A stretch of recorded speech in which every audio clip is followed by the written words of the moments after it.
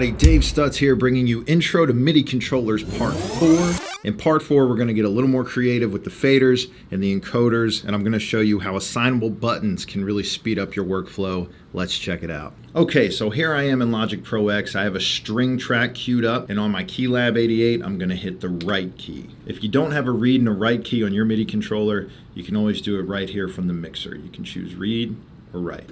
And what write is going to let me do is that while I'm recording, not only will it record the notes, but it will record whatever set of automation I have selected for my fader. So in this case, volume. Check it out.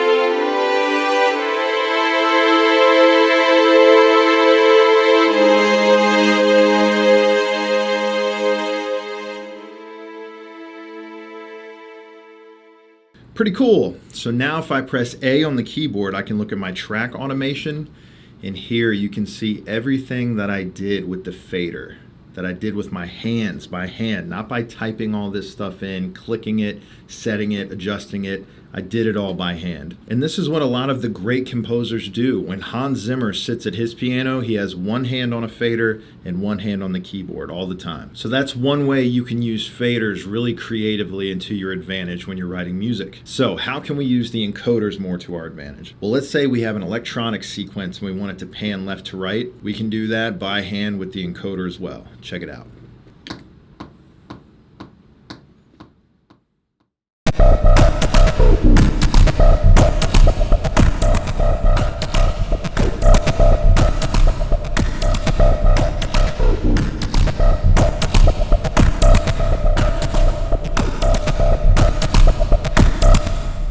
And as you can see, we wrote some panning information. This is yet another way a MIDI controller can make you more creative when you're writing your music. Okay, so now I want to talk about one of my absolute most favorite features of a MIDI controller. You can do it with just about any of them as long as you have assignable buttons. I don't know what I did before I learned how to use assignable buttons, so I want to make sure you know how to use them too. So on the Arturia Keylab 88, I'm going to switch over to user mode. If you have a more simplified MIDI controller that doesn't have various settings and programs, that's fine too. Now, one thing I did just as a quick note for Arturia users is I opened up MIDI Control Center, I clicked on the assignable buttons, and instead of toggle, I chose gate.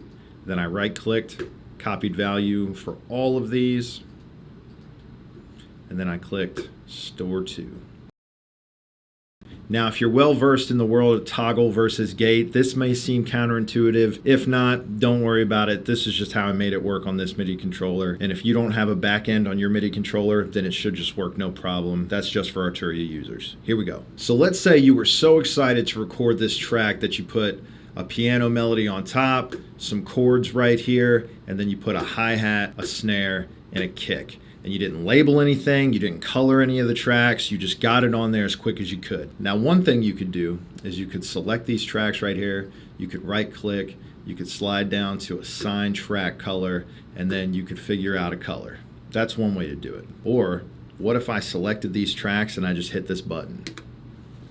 And then I can choose any color I want. I'll make it orange. And then for the percussion tracks, I'll hit this button again, and I'll make these purple.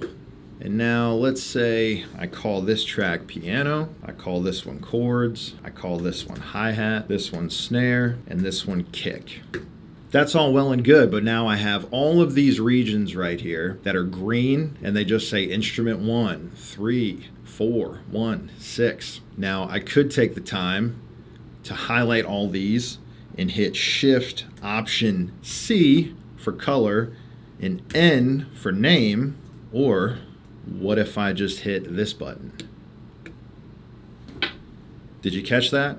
Let me do it one more time. On the down press, it changed the colors, and then when I let go, it changed the names that fast. I'm gonna do it one more time because I love it so much. This fast, ready? Boom. Now, how am I able to do all of this crazy magic? It's very simple. I go up to Logic Pro, I hit key commands, and I click edit.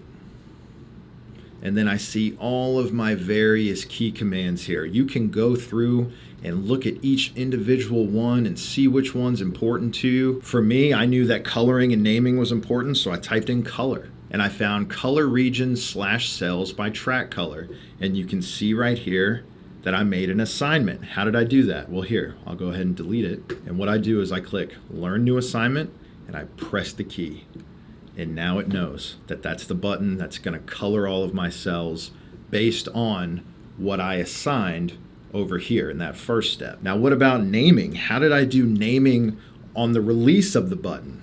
I searched name region cells by track name, and then before I clicked New Assignment, I already had the button held down.